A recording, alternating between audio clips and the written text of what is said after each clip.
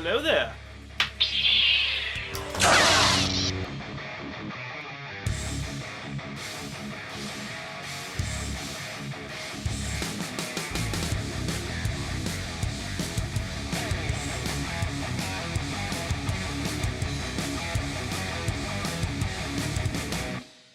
What's going on, everybody, and welcome back to a brand new episode on my channel. As always, I'm Jay, and today, guys, I'm actually going to be giving my thoughts and review on the Obi-Wan Kenobi series on Disney Plus, starring Ewan McGregor and Hayden Christensen, both reprising their roles as Obi-Wan Kenobi and, of course, Anakin Skywalker, aka Darth Vader. Now, guys, this show definitely had a lot of controversy surrounding it, whether it was for the fact that after it was being announced, a lot of people kind of had a little bit of unease and hesitancy, especially because Disney's track record with the fans has definitely been split and has definitely caused some to call the Star Wars fan base toxic, as it were. And the thing of it is that I was definitely intrigued and excited, and for the most part, the Disney shows have definitely piqued my interest, with the exception of Boba Fett, which was a little bit lackluster until it actually brought back Mando and Luke Skywalker, amongst other characters, which is kind of sad if you think about it. Going forward to this, since it was going to have Ewan McGregor and Hayden Christensen and some familiar faces come back, I was really excited. The show itself centers around Obi-Wan Kenobi 10 years after the events of Episode 3, Revenge of the Sith, of course. He is a broken, changed man, and he's essentially shut off from the Force. But as the time goes on, he's actually called back to action to help a familiar face in Princess Leia, who was actually kidnapped by this Inquisitor, Reva, who has some type of mysterious connection with Obi-Wan and Darth Vader to a certain degree. I love the fact that Ewan McGregor and Hayden Christensen came back as their iconic roles as Obi-Wan Kenobi and Darth Vader, aka Anakin Skywalker, and those are the biggest pieces of the puzzle that really make it work as a whole for me. The way that Ewan McGregor picks up as Obi-Wan Kenobi, kind of this broken, beaten man, and you're seeing things happen to him, and you're just seeing him kind of shut off and disconnected to the Force, and he's essentially just trying to hide and survive, just like many others. And as you see, there's other Jedi that are trying to come to him and seek him out, but that doesn't really end well for them, per se. And besides that, Darth Vader being done was fantastic, and I am so glad that they were able to get James Earl Jones' voice together on that. And the thing is that I still don't know whether or not he actually performed any vocal aspects to it, because some people are pointing out that there is some type of vocal work that is being done. So, I mean, I'm kind of torn. If it's not him, I can understand, because he's definitely up there in age and he might not be able to kind of carry the voice and everything like he does. I mean, if you go back to Rogue One, he was definitely showing his age in terms of voice, and it didn't match up too much. But if you look at this show, it definitely works well, and it actually sounds like he's got the same pace and tone and timbre, or whatever you want to call it, as A New Hope in the original trilogy and everything. And, I hate to say this, but, fandom and realism be damned, but if that's what they're going for, they should, because honestly, nobody can voice Darth Vader like James Earl Jones' voice. And if they have some method of keeping that alive and keeping that going, then I say please use it until the end of time. I really liked what they did with Darth Vader, though. They did end up showing his ferocity and his ferociousness, rather, and just like the way that he kind of has this vendetta against his old master and everything, and it kind of puts a lot of things into perspective, because he's always been kind of filled with that rage and always been seeking out Obi-Wan. And the thing is that having this added depth and everything definitely does kind of make the bond or the conflict stronger. And for me, I take that and I look at A New Hope, and it's like, oh wow, this kind of like heightens things up. And it just made me, as a Star Wars fan, especially someone who loves the original trilogy of Star Wars, just that much more happy, because they're kind of leaning into that. Obviously, it's a bit predictable as to what might happen, and I'm glad that they stuck to the script as far as that goes for that respect. What really didn't work for me, though, was some of the other characters.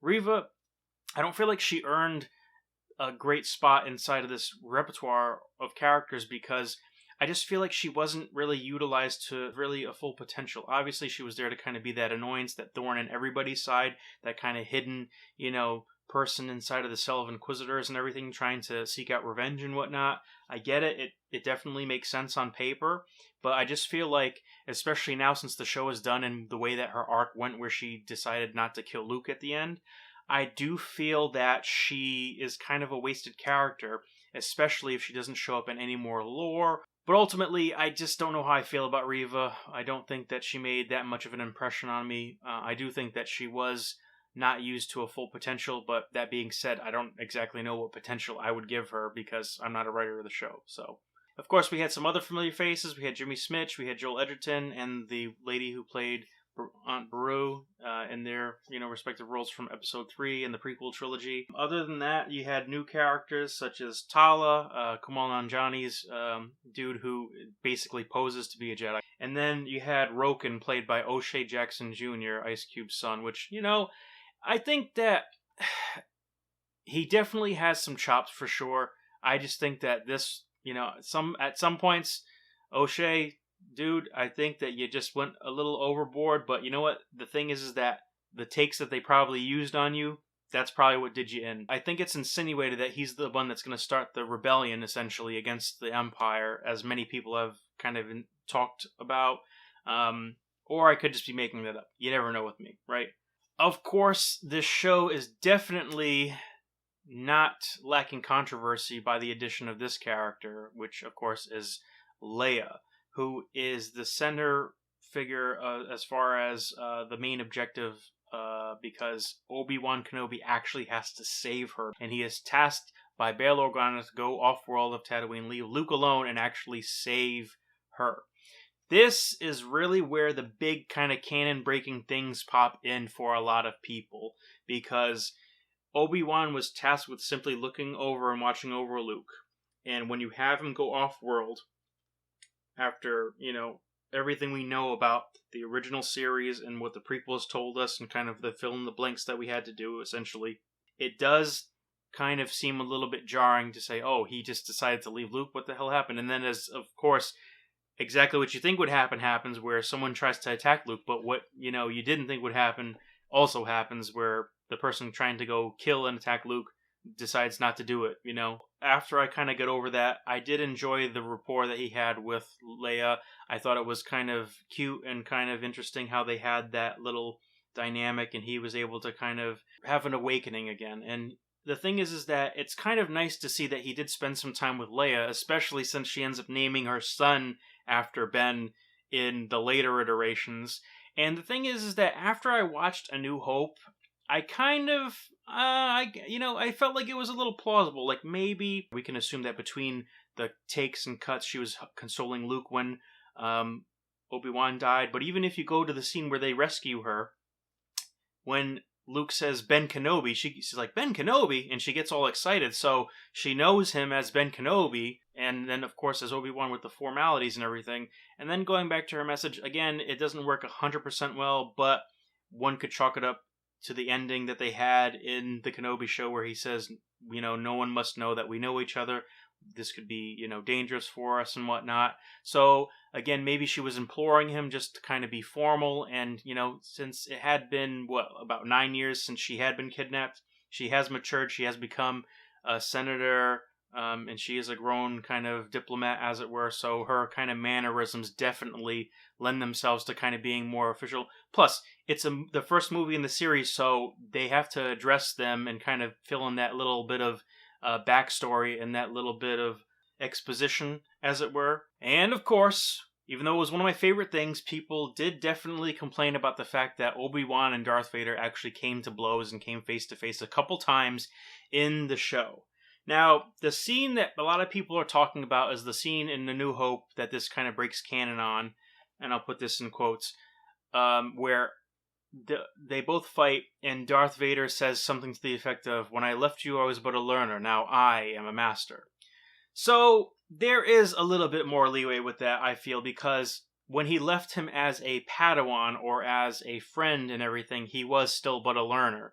And then he got his legs and his arm chopped off. And of course, he was left for dead. And then the next time that they fought each other, within 10 years afterwards of Revenge of the Sith, that means that he was still kind of cocky and everything. And so by the next time that they end up fighting each other in A New Hope, these two battles that they had kind of recontextualizes that whole fight. And honestly, it does fit well.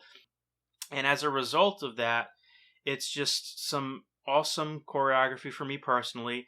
It's a showcase of them being in their primes and kicking ass. And then on top of that, at the end, when Obi-Wan just smashes the shit out of the voice box or the respirator and then breaks open Anakin's helmet to reveal the man inside, the damaged, broken man inside. Oh my god, it's so good. And that moment where they kind of had that exchange where Obi-Wan says he's sorry, and then the colors and the mood lighting and the eye and the yellow and all that other stuff and the red, and Anakin says, "I am not your failure. I killed Anakin Skywalker." Like, come on, man. How can you not like that? Now, at this point, leave it as it is. You can't have them fight again. If you try and have them fight again, it's not going to work for me. It's already pushing it as it is, where it's a 10-year gap from, well, not gap, but 10-year passage of time from Revenge of the Sith to Kenobi as a show. I feel like they should have did 5 years, because that would have made a little bit more sense, because Obi-Wan may not have known Darth Vader because his presence and his reputation hasn't been out there yet. As far as the show goes, I personally really enjoyed the show. I loved what they brought to the table. I liked the little things that they had in there, whether it was Obi-Wan giving Luke his tea hopper toy that he plays around with the in Episode 4, or any of that stuff that happened where it's just between Vader and Obi-Wan, where they've got this conflict and all these dialogues and these quotes and everything. The flashbacks that they did with Anakin and Obi-Wan, kind of showing and illustrating the lesson. The way that they illustrated Obi-Wan having a relationship with Leia, which was always kind of one of those things that I was curious about, especially again since she named her son Ben. And the irony of it is that, they kind of do the whole old broken Jedi thing like they did with Luke in The Last Jedi.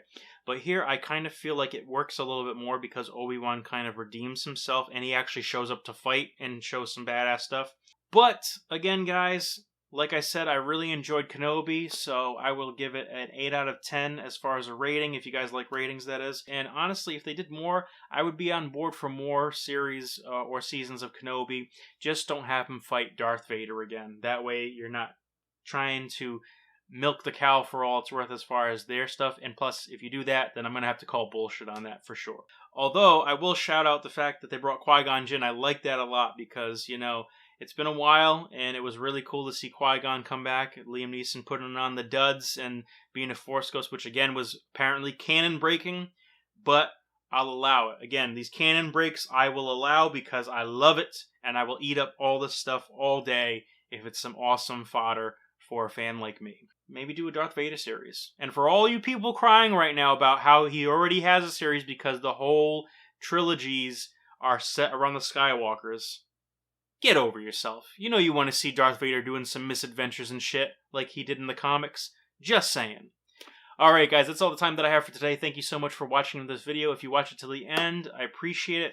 Like, comment, subscribe if you dug the video, and if you are subscribed, hit that bell button. That way you never miss a moment of my content. But until next time guys, as always, I'm Jay. So take care, and bye.